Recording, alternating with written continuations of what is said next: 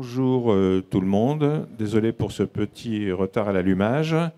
Donc nous sommes avec monsieur Philippe Santi qui dirige la société Interparfums. Alors peut-être que tout le monde connaît déjà, mais monsieur Santi, vous pouvez peut-être nous dire quelques mots sur votre métier. Si je me souviens bien, ça consiste à dire à une marque qui n'existe pas dans le secteur des parfums, eh bien, on va vous payer une licence et puis vous nous laissez développer la marque dans le domaine du parfum. C'est un peu ça ou je me trompe complètement? C'est un peu ça, ça va être un peu plus large. D'abord, je voudrais excuser l'absence de Philippe Benassin, qui n'est pas là, qui n'a pas pu venir sur le salon aujourd'hui, donc qui m'a donné la responsabilité de le représenter, de répondre à vos questions. Bon, notre métier, c'est simple, c'est le même que celui de marques prestigieuses comme Chanel, Guerlain, Dior. Nous le faisons sous la forme de contrats de licence essentiellement.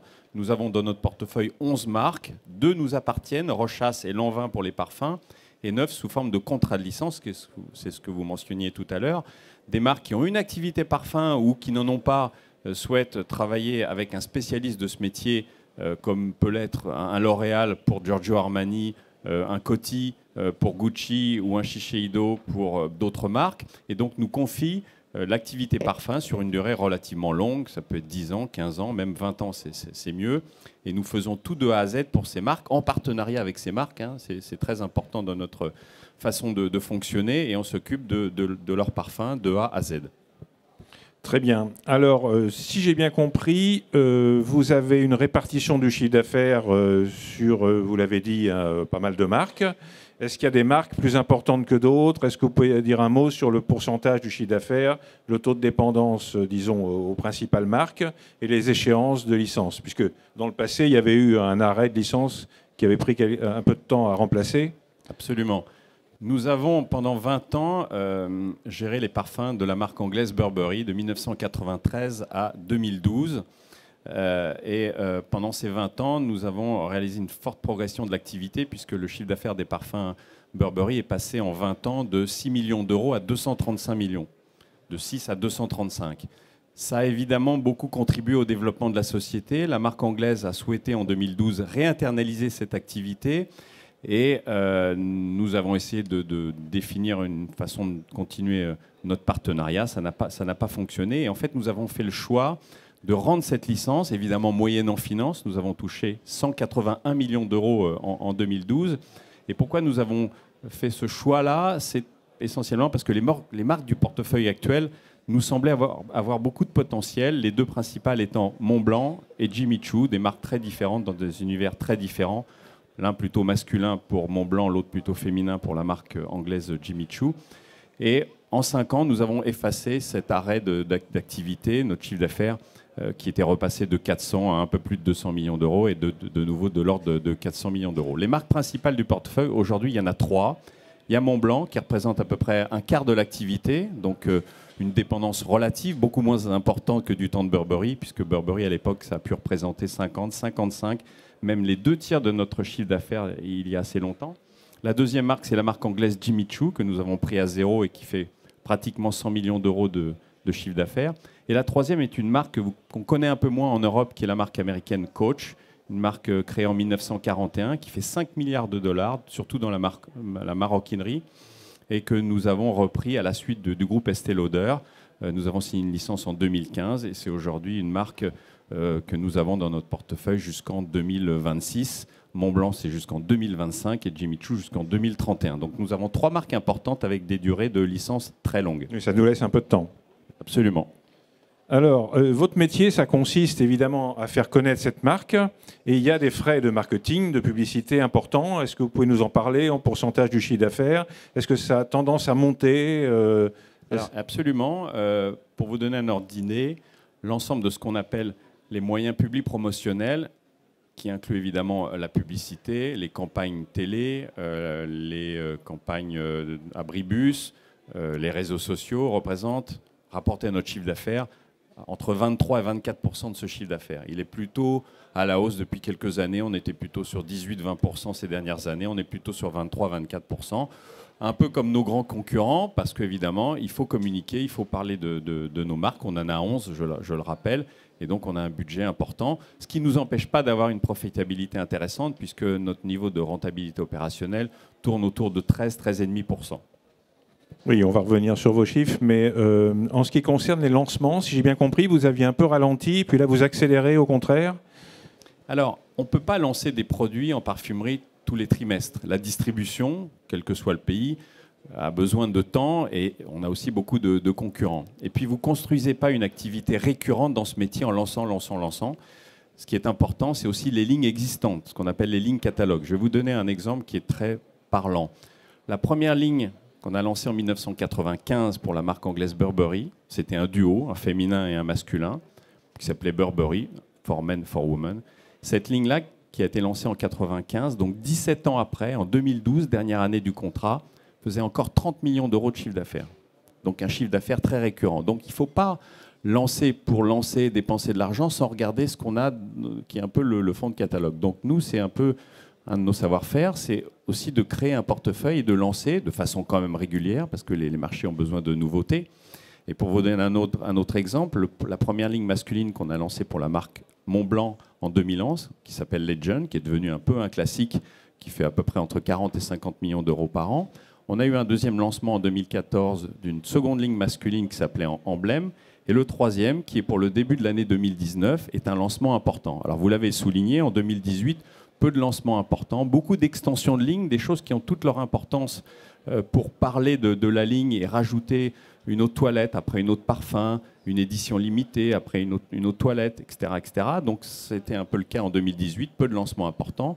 Et nous avons, après un cycle de 3 ans de forte croissance en 2015, 16 et 17, manifestement, nous allons repartir pour un nouveau cycle de croissance important avec tous ces lancements, celui-là en étant le premier, une ligne masculine pour Montblanc qui s'appelle Montblanc Explorer. Et il y aura d'autres lancements importants tout au long de l'année 2019, tout au long de l'année 2020 et aussi en 2021.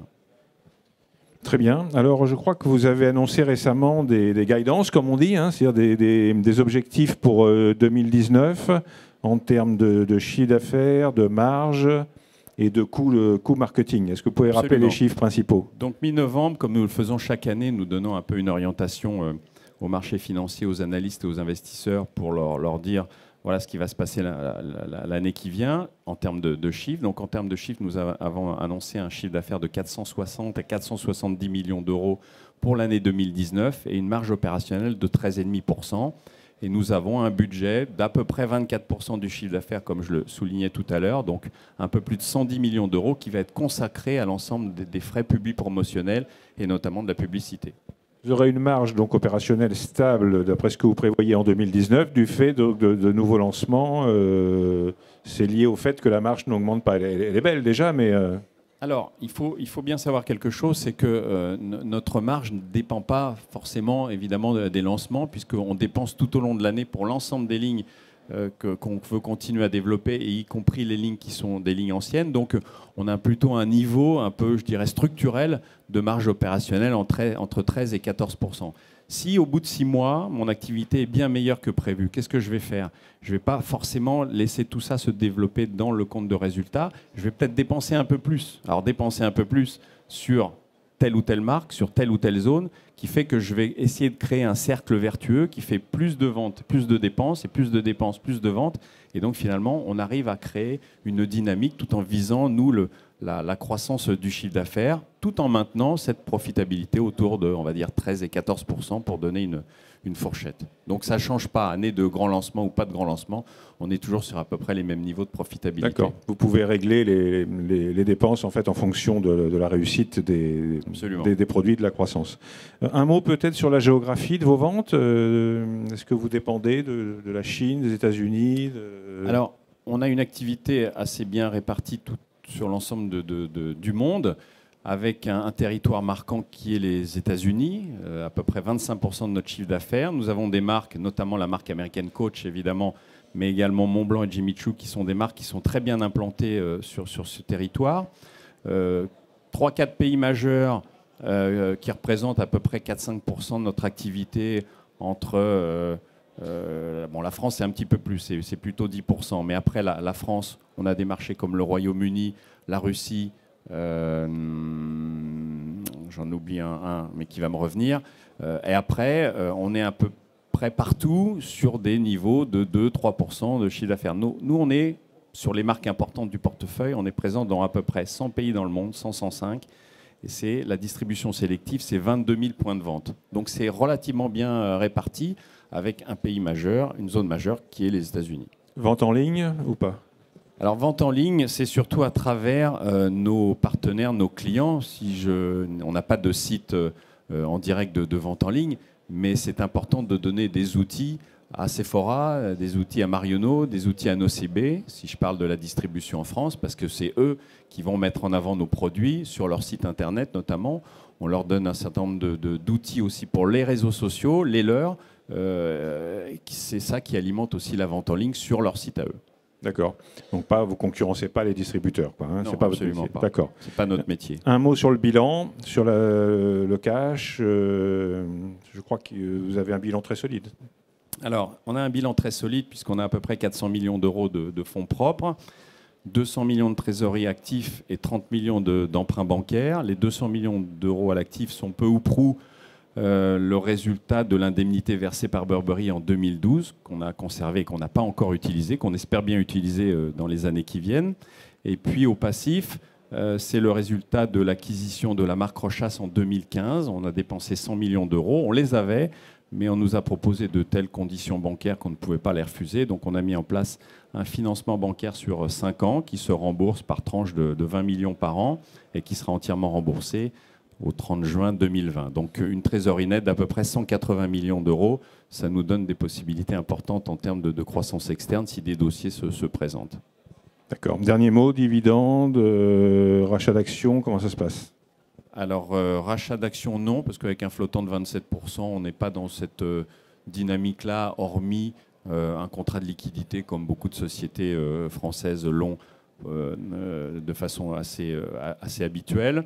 On a initié une politique de dividendes vis-à-vis de nos actionnaires en 1998 en distribuant 10% de notre résultat. L'année 2013 qui a vu nos résultats baisser, puisque je vous le rappelle, on a arrêté notre principale licence, donc nos résultats ont baissé en 2013. Nous avons quand même augmenté notre dividende par action. Dans une année de baisse sensible des résultats, nous avons choisi de continuer notre politique actionnariale et nous avons augmenté évidemment notre taux de distribution qui a dépassé à cette époque-là les 50%. Aujourd'hui, on est à 65%, donc soit les 2 tiers du résultat est reversé aux actionnaires. Et puis deuxième élément, une attribution gratuite qu'on fait maintenant depuis 19 ans, généralement 1 pour 10. Ça fait parler d'Interparfums, ça donne un peu plus de liquidité, et puis on crée toujours un petit peu de valeur tout autour. C'est pas forcément si mécanique que ça, et je sais que vous êtes toujours content d'avoir cette attribution gratuite d'action. Mais pas de dividende majoré alors? Non, pas de dividende majoré, mais je crois qu'on a, quand on regarde l'évolution du cours de l'action sur 5 ans, 10 ans, 15 ans, 20 ans, je pense que personne ne peut s'en plaindre. Oui, l'essentiel, c'est la performance globale, et notamment voilà, la hausse du cours. La hausse du cours et la performance dans la durée, puisque ce qui est important, nous, ce n'est pas l'année 2018 ou l'année 2019, c'est de délivrer de la croissance, du chiffre d'affaires, des résultats, du dividende et accessoirement une attribution gratuite d'actions. Très bien, Monsieur Santi, merci beaucoup pour toutes ces explications. Bonne journée.